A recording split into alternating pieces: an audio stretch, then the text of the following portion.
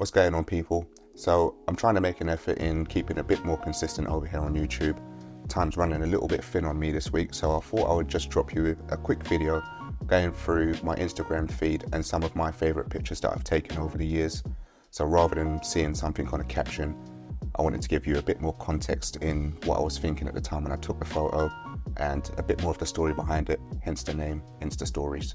So I guess with that said, let's just jump into the first image. So this one was shot back in 2021 and it was shot on my Sony A5100, and it was at the time when I was first basically started doing photography, and this was actually at the Curtis Padley sort of meetup, and it's the first meetup I actually ever attended, to be fair.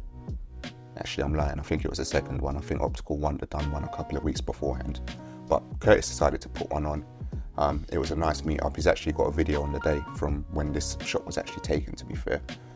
I guess at the time, if I remember this rightly, we were just sort of chilling, having a bit of a break, and I thought it was a bit of an opportunity to try and practice some panning photography. I hadn't done any panning photography before taking this shot. So that was the aim while we were just chilling out, trying to find interesting cars. Everybody always goes for buses and taxis, obviously being a Londoner. So this white taxi came down, which isn't very common. So I managed to actually grab this pan and shot of it. And to be fair, when I got this shot home, I was actually really happy with it. I'm still actually pretty happy with it. I think now looking back on it, the composition could be a little bit better. And if I remember rightly, I think I had to kind of crop in pretty heavily to kind of make it look a little bit aesthetically pleasing, so to speak. But all in all, for a pretty new photographer at the time, it wasn't a bad shot. Moving on to the next one. This one was taken at obviously St Paul's Cathedral. If you're from London, you know the spot. This was my probably second attempt at doing light trails at an iconic sort of location, I guess you'd say. I'd first tried it at the Optical Wonder meet, and a couple of weeks later, me, Jameson and Max went back to this location specifically to try and get shots from it, to be fair. Obviously the idea, as you can see in the image, was light up the phone box, wait for a bus, take the photo. At the time, being 2021, everything that I was doing on my feed was quite heavily blue. Looking back on it, it's a little bit too blue, to be fair. I don't know what was happening with the sky replacement there. It looked good at the time to me, but we're 3 years down the line and it doesn't look too good to me anymore. But I do still like the photo and the memories behind the actual photo. Obviously, being pretty new to the game, it's something that I did want to capture because all I'd ever seen at the time was loads of people posting that sort of shot. And when you're basically new, what you want to do is emulate other people's sort of work and try and make it your own, and that's exactly what I was doing here. So yeah, it's a good shot. Yeah, I think I could do it better. Yeah, I probably know I could do it better, and that's not actually doing the shot better, but editing it better afterwards. Now this shot here is a bit of a weird one. I took this in 2022, probably not too long after I got my wide angle lens, my 14-24, which is obviously one of my favourite lenses and one of my go-tos for the sort of photography that I do at the moment.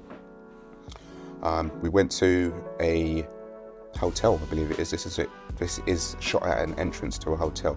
I don't know if many people go there or know about it, but I'd been there once before, and me and Jameson just happened to be in the area, so it's like, okay, let's pop back down there and see if there's anything interesting that could be done. Long story short, I asked him to stand basically in the middle of these pillars. I got low to the ground and put it, I'm not too sure what it was on, it's probably on about 24-ish, I'd say, and took this shot. After I got it back home and put it into Lightroom, looked at it, I sort of liked the image but could not do anything with it. I tried editing it for ages and I didn't get anything out of it. And I believe it was at least 6 months, probably longer, before I actually even posted this shot, after I actually managed to grade it to some sort of style that I liked. In terms of the edit on here, the colours are pretty muted. I mute my colours quite a lot anyway, but I added like a bit of haze and also added the light flare, and that was basically just in an effort to try and spice it up a little bit more than what it actually was. So from an image that I sort of liked, couldn't do anything with, got edited into a way that I do like it and fits the sort of photography that I do. The next one, this is from August 2022, and again we're back at St. Paul's. On this particular image, the whole aim of the day was to go out and shoot a POV. That POV is actually on YouTube, so you can see this image being taken. You have to excuse the footage because I did have a pretty crappy action camera at the time, but it's still watchable, so maybe go and check it out. Been St. Paul's a good few times at this point. Hadn't done the light trails a lot, even though I'd been there quite a few times, and had done some symmetry shots, but I'd never really gone upstairs. So where this is taken, it's in a place called One U Change, and if you go up to the first floor, you might call it the second floor depending on where you are, walk right down to the edge, you can kind of hang over the railings and get this symmetrical shot, really getting St. Paul's in the center of your frame. And that's basically what this image was. But this is actually a second edit of the original photo, because I decided that I would put this one into Photoshop and make it a lot more symmetrical than it already was, basically mirroring both buildings on the left hand side and the right hand side, and that's why it looks as clean as it does. This is definitely up there as one of my favorite photos that I have taken. I do actually have this one printed, but I have the original one printed, and that's currently sitting in my office at work because people actually started liking what I do, so they asked for some photos, so that's pretty cool. But yeah, good image. I'll say very good image, that's me hyping myself up, but it's a nice image, I like it. So now we're over at a place called Garden at 120. Now what is interesting with this one for me is it's the first time I'd done any photography above street level, so shooting down. It's also a place where I could shoot the city from a high enough angle to make it look quite nice. Obviously most people, when they do go out, everything is pretty much street level. A few people venture up. Obviously some people do drone photography. I haven't really done any of that sort of stuff yet, but this was a nice image for me. On the day, it was a fairly random day, to be fair.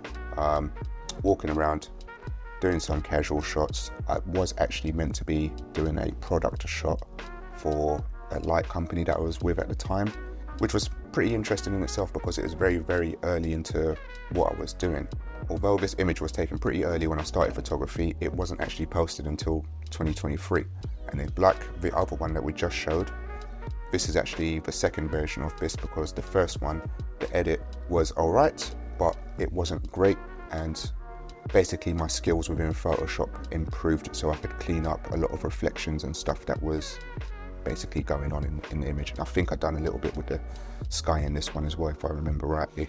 Also, it's one of the last images I actually took with my A5100. I think it was about 2 weeks after taking this, I upgraded to the A7 IV. I guess you could say that this one has a bit of an attachment to me because it was one of the last of the camera that got me to where I sort of am.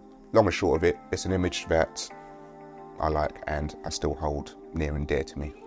Now this image was taken at a DLR station. I can't remember the name of the station, and again it's an image that I was emulating from someone else that I'd seen on Instagram. I like the composition of it when I've seen it previously, and it was one of the ones that you just have to take to have in your catalogue to say that you've done it. Not to obviously try and be somebody else, but just to know that you've been there, you've done it, you can tick it off your list, and that's what this one was. Looking back on it, obviously I like the shot, but at the same time I reckon I could go back and do this one better. There are a few things in this shot that just don't line up for me now. I would really like to have longer trails coming from the cars underneath the bridge. I would probably like a longer trail from the train as well, and possibly having the train on the other side going away rather than coming towards. So that would be what I would like to do if I go back to this spot to get another one, and I probably should. At some point I probably will go back and do that, because it is in a train station, and where you have to position yourself to get this shot, you are under a bit of pressure, so you kind of have to go there, time it, because people will ask you to move. It's right at the edge of the it's right at the end of the platform, and that's exactly what happened here. with the tripod as well, when the train's coming, you get a bit of vibration as well, so everything isn't stacked up to get a clean image. But basically, if you go and do it, you got to do it, try and get it first time and keep it moving. We're back at the garden at 1:20, and this image was taken on the same day that the Tower Bridge photo was taken. This is an image that always stood out to me whenever I look at it, and I think it's purely because of the double exposure, what's going on in there. That is happening because where you stand, because it's a viewing platform basically, it's a big glass barrier, obviously so you can't fall off the fucking building, and gives you the views of the city. And the way that the light was casting within those barriers created these reflections. And what was nice on the day was the amount of different couples that were there at the time.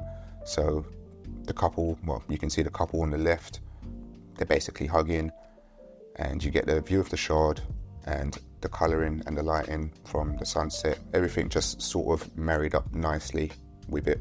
I do like the grade that I've put on here. Again, it's the muted dull sort of colours with a bit of pop from the orange from the sunset and stuff. The one thing that I'm not happy with this photo is the lady that's on the right hand side. Ideally she just wouldn't even be in the frame, and I probably could get the rule of thirds a little bit better, maybe having a step back, getting the couple a little bit more focused and having the Shard a little bit more on the right hand side of it, and then it might balance it a little bit better, to me, in my opinion now. But overall, I still like it. Would I print it? Probably not, but it's one I do still like to look at, and obviously I still remember the day, so it's got to be a good image, ain't it?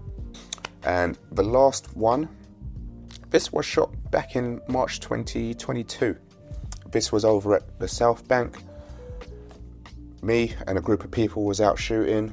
We just had a day of it, basically just walking around. At the time, half of us were predominantly night shooters, so we'd been out all day, hadn't really been able to capture anything. Then it started hammering it down with rain, took shelter, came back out. Everything just looked completely different, especially now that it was night as well.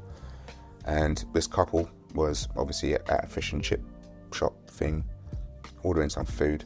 And just as I took the shot, or was about to take the shot, this lady looked over at me, and I think that is what makes this image. The fact that she actually gazed into the camera, so to speak, and managed to capture, like, what's he doing? Why is he taking a photo of me? Type of expression. Also as well, this was the first time that I'd shot with anything other than my A7 IV. This was around the period where I was debating whether I should upgrade my camera. So I rented out an A7 III for the day. That was another reason why I was out from early morning till like late evening to get as many sort of photos from that camera as I could, to really sort of see, would I be any better with another camera? In the end, I didn't get another camera straight away, but I was close to, like, the ergonomics of the camera and everything just felt so much better than my little camera that I was using at the time, and it just held up a little bit better to me. But yeah, that was that particular image. Still like it.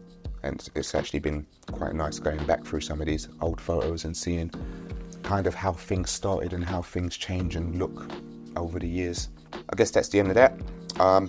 If you like this type of video, let me know. I plan to do a couple of more of these, just going back through some of my favourites and giving a little bit more context to it, as I said at the beginning.